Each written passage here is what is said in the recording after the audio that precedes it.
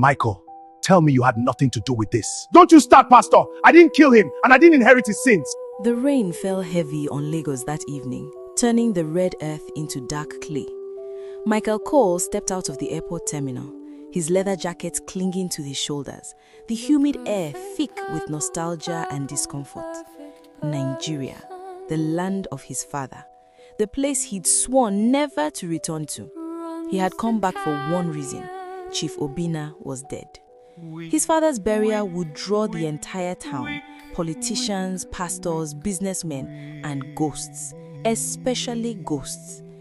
David stood at the gate of their father's mansion in Enugu, dressed in a simple black kaftan.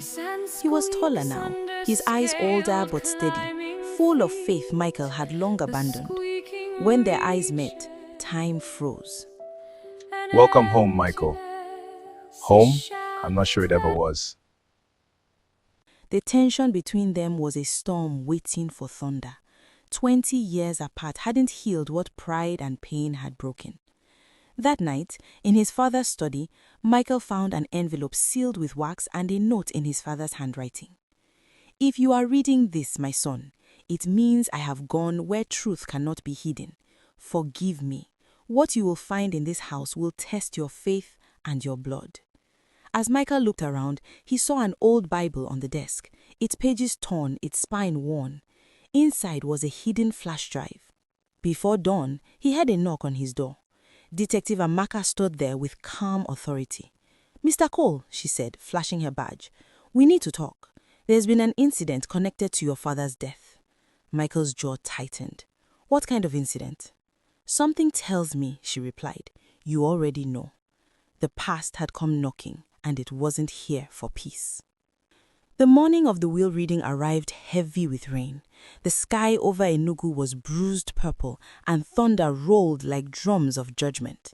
The family gathered in Chief Obinna's sitting room, wide, regal, yet heavy with silence.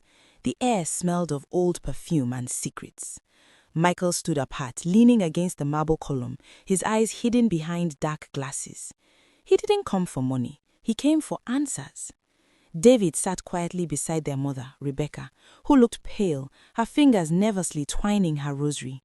The lawyer, an elderly man named Barrister Ajulu, cleared his throat and began reading. "This is the last will and testament of Chief Matthew Obinna Cole." His voice was steady until he reached the crucial part. "To my first son, David Obinna, I leave my real estate holdings in Nigeria. To my second son, Michael Cole, I leave my international business shares and a key to a safe deposit box located in Washington, D.C. To my beloved wife, Rebecca Cole, I leave the family home in Enugu and my deepest apology for the years of silence." David frowned. "Washington, D.C.? Why there?" Barrister Ajulu hesitated. Chief Obinna instructed that only Michael could open it, alone. The words cut through the room like a blade. Michael's gaze hardened. What was my father hiding that needed to be locked across the ocean? Before anyone could answer, 2 police officers stepped into the room. Detective Amaka followed them, holding a brown file. Her face was grave. "I'm sorry to interrupt," she said, addressing the family, "but the investigation into Chief Obinna's death has taken a turn." David stood. "What do you mean, detective?" Amaka opened the file and placed a photo on the table. It showed a man, Chief Obinna, standing beside 2 strangers in what looked like a shipping yard. "These men," she said, "are wanted for human trafficking, and your father's company funded several of their shipments." Rebecca gasped, clutching her chest. "No, that's not possible. My husband was a good man." Michael's fists clenched. "You're saying my father was a criminal?"